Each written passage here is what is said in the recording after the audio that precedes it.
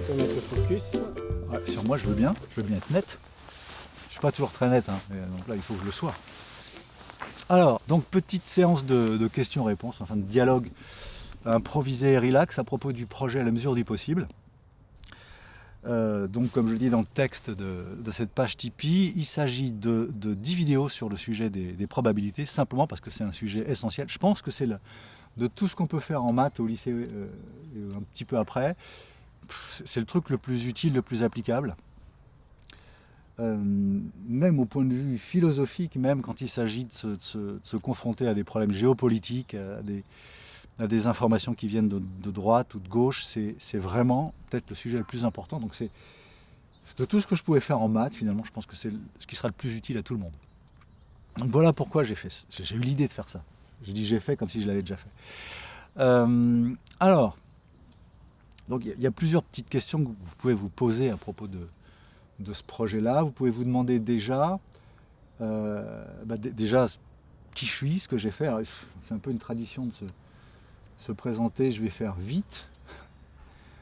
Je suis un mauvais élève à la base. J'étais toujours très mauvais au lycée, au collège. J'ai failli redoubler quasiment toutes mes classes. J'ai eu une mauvaise scolarité. Et en gros, je me suis épanoui scolairement quand j'ai été autodidacte, quand j'ai été étudiant seul.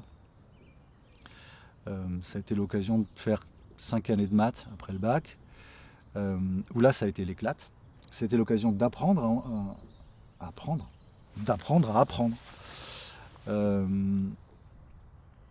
Ensuite, après ça, je suis naturellement devenu prof, ce qui peut paraître débile d'ailleurs, parce qu'à partir du moment où j'étais pas tellement enthousiasmé par le système scolaire, pourquoi je suis devenu prof, je sais pas. Et on est souvent les derniers à le savoir. Donc après ça, il y a eu une thèse d'informatique sur un sujet proche de l'intelligence artificielle. Et puis une suite la plus créative possible, puisque je ne me retrouvais ni dans le système scolaire, ni dans le système universitaire. L'un parce qu'il est un petit peu somnolent, l'autre parce que je le trouvais un peu trop mafieux à mon goût. Et donc il a fallu que je fasse des choses, et puis des choses créatives, puisque c'est ce que j'aime. Et voilà comment j'en suis arrivé à démarrer une chaîne, pour laquelle je me suis formé en 3D, en 2D, enfin en animation en général, puisque c'est l'outil principal de cette chaîne pour présenter des sujets mathématiques. Et puis voilà. N'hésite pas à me rappeler de tous les trucs, parce que je vais forcément oublier, je sais plus. On n'a pas de plan, donc c'est un peu chaotique. Voilà, donc ta chaîne est en place depuis un petit moment déjà. En fait non, pas depuis un petit moment, depuis un super petit moment. Alors le nom est réservé depuis 4-5 ans, j'ai créé une chaîne Mathmana il y a 4-5 ans, j'ai rien mis dessus pendant longtemps, et la première vidéo a été mise il y a 4 mois. C'est une vidéo d'ailleurs un peu folle parce que ça m'a pris 3 ans pour la réaliser, une vidéo qui est un pamphlet sur notre système éducatif justement et qui s'appelle Matastrophe. Je pense vous mettre le lien en dessous, peut-être même que je vous mettrai la vidéo pour que vous puissiez la voir. Parce qu'après tout, c'est une des raisons pour lesquelles j'ai éprouvé le besoin de faire des vidéos, c'est parce que je pense que notre système éducatif est obsolète et que c'est particulièrement critique en 2025, à une époque où des changements assez violents risquent de survenir.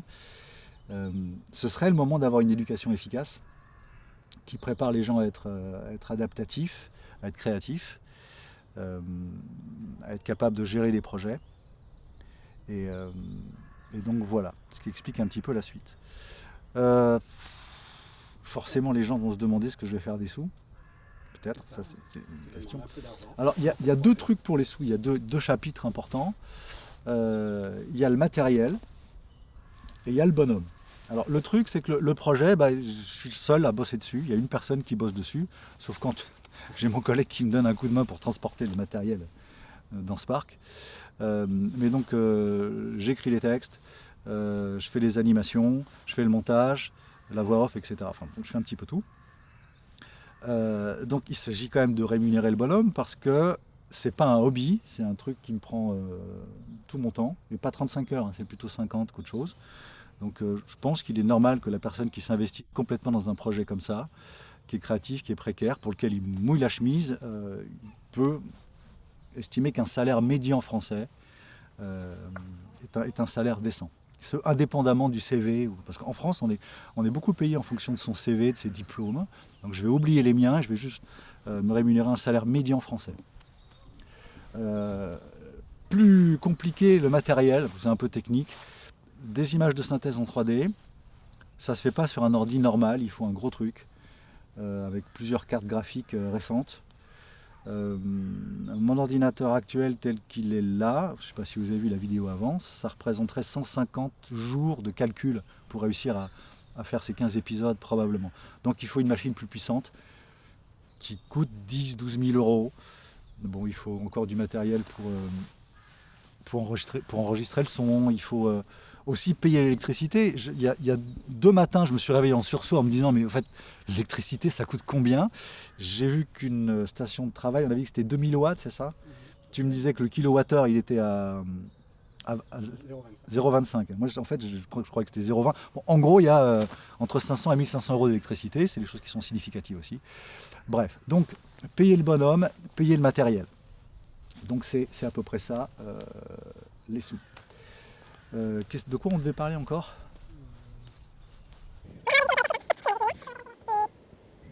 Ah oui, est-ce que... Ouais, pourquoi tu n'es pas allé vers le système, tu sais, de partenariat? Certains youtubeurs peuvent utiliser non, mais c'est une super bonne question, le partenariat et aussi tu pourras aller vers Alors, le partenariat, parce que coupures publicitaires. Ça me saoule. J'ai pas envie d'amener en plein milieu de ma vidéo. Comment c'est un petit NordVPN, tu veux pas? Non, ni un NordVPN, ni. D'ailleurs, je suis en train de faire une pub pour NordVPN, là, pour rien du tout. Ça a pas de place. Puis en plus, c'est assez parachuté en général. Enfin, on voit clairement qu'il y a là. Au fait, justement, ça me fait penser que grâce aux croquettes Cocolit, je peux nourrir mon chien. Enfin, ça n'a aucun rapport avec. Non. Les youtubeurs développent des talents de transition pour ça. Oui, je sais, mais j'ai pas envie de développer. Donc non, il n'y aura pas de... Avec les croquettes Cocolit, votre chien aura de grandes oreilles et de grandes dents, comme Mère Grand. Les croquettes Cocolit promouvoient la santé des chiens. Publicité au milieu des vidéos, parce que moi ça m'énerve trop quand je pète les plombs des fois, je n'aime pas ça du tout en tant que visionneur, donc je ne vais pas vous imposer ça. Je ne peux pas trop enlever les pubs avant et après, parce que si on les enlève, ça s'appelle démonétiser, et en fait la vidéo, donc on la voit plus. Donc j'ai quand même envie qu'elle soit vue. Donc je suis un peu contraint de mettre des vidéos avant et après. Des pubs. Oui, des pubs avant et après. Et j'ai pas le choix, ouais. Mais je crois que vous pouvez les interrompre la plupart du temps. La plupart, on peut les interrompre. Ce que je fais régulièrement, vous êtes comme moi, vous attendez que la petite barre se termine et vous appuyez rageusement sur l'interrompre parce que voilà. Donc ça, c'est... Il y en aura, mais il n'y aura pas de pub au milieu. Ça, c'est une absolue nécessité. Qu'est-ce qu'on avait dit encore ? Oui, parce qu'en fait, tu ne peux pas soutenir l'activité uniquement avec les revenus YouTube. Ah oui, parce que alors, donc oui, beaucoup de youtubeurs le disent, et donc vous le savez peut-être déjà, mais bosser pour YouTube, c'est comme bosser pour un patron psychotique. Il y a un type qui, du jour au lendemain, parce qu'il n'a pas aimé la dernière vidéo, parce que ça sort du contexte normal, ou parce que vos visiteurs habituels n'ont pas forcément aimé, il vous coupe tout. Il vous coupe les revenus publicitaires, il ne vous la montre plus. Donc par exemple, le petit pitch de présentation que vous avez vu là sur la page, depuis que j'ai mis ça, c'est pas dans le même style, mais toutes les courbes, elles sont à zéro, là j'ai plus rien, j'ai plus de revenus, j'ai zéro.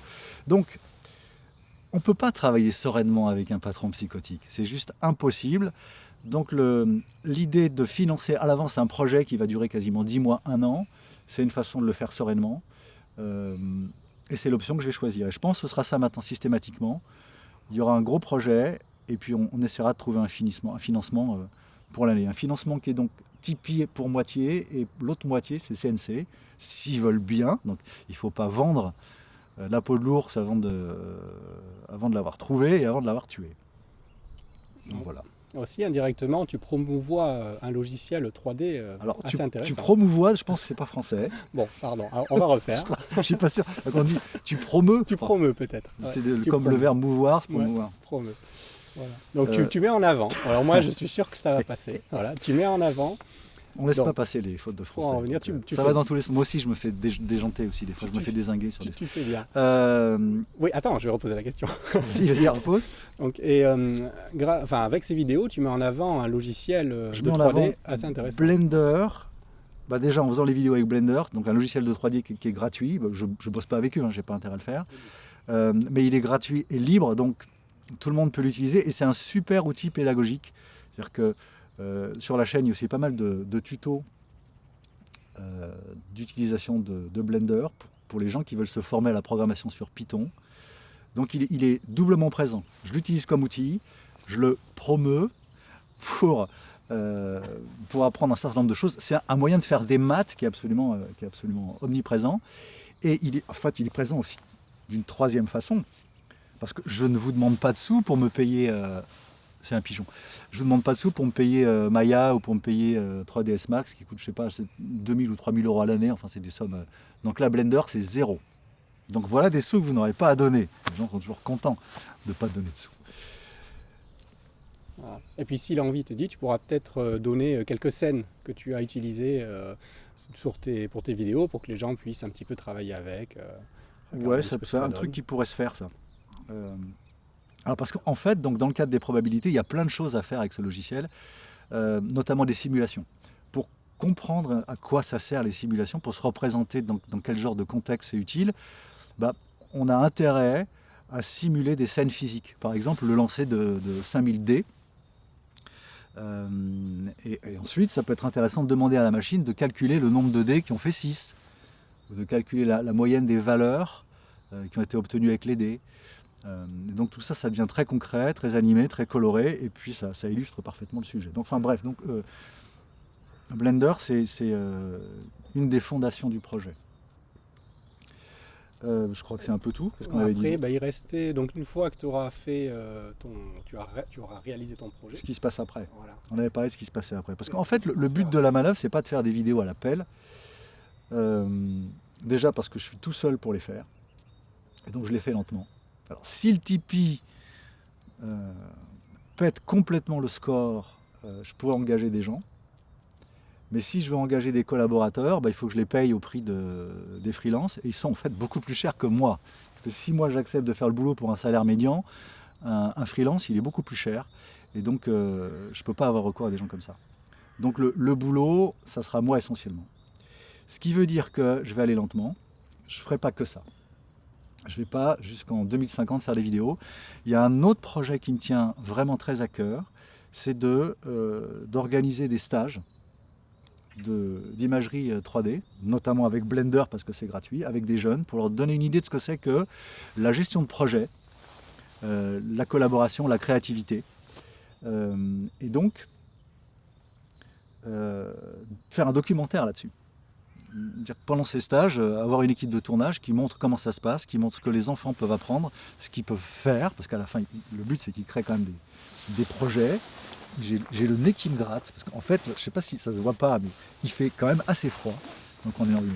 Donc le but du truc, c'est de montrer des gamins qui mèneront à bien des projets collaboratifs, et puis de montrer leurs interactions, le genre d'intervention sur des sujets mathématiques et physiques qu'on peut faire, que je ferai moi, donc pour les aider à faire leurs projets, et de leur montrer comment on peut, de vous montrer comment on peut faire une espèce d'enseignement unifié, scientifique, technique, et de gestion de projet, d'expérience de vie, et qu'à la fin ça débouche sur des projets, puisque les gamins feront des petites vidéos qu'ils publieront sur YouTube.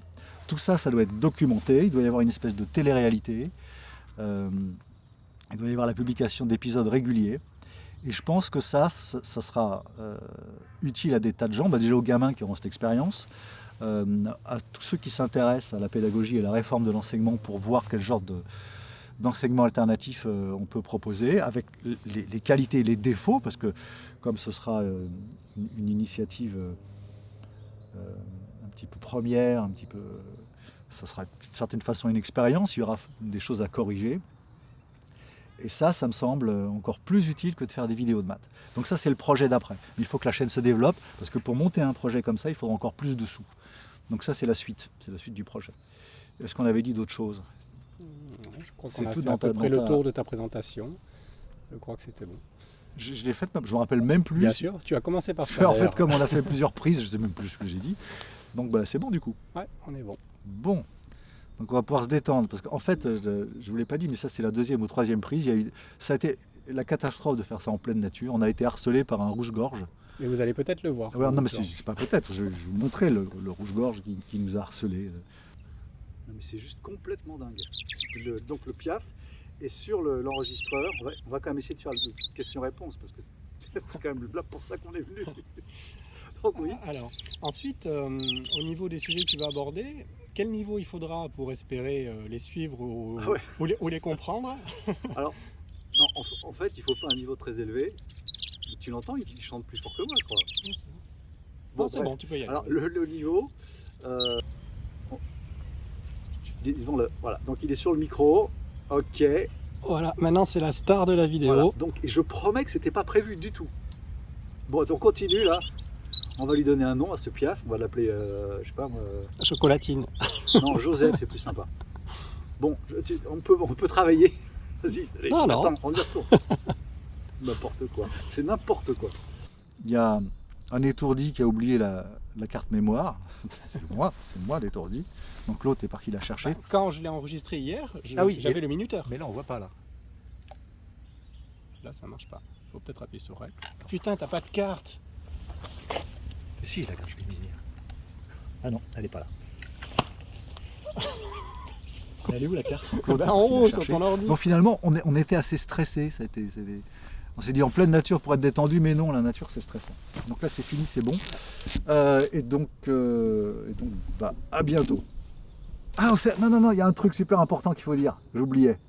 C'est que vous pouvez aider en donnant des sous, bien sûr, mais vous pouvez aider presque encore plus en partageant le projet sur les réseaux sociaux.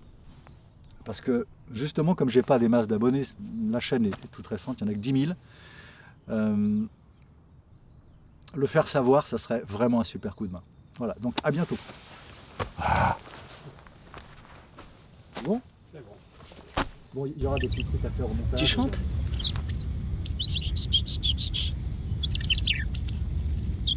Alors là... Non mais j'ai jamais vu ça. Ça va Coco?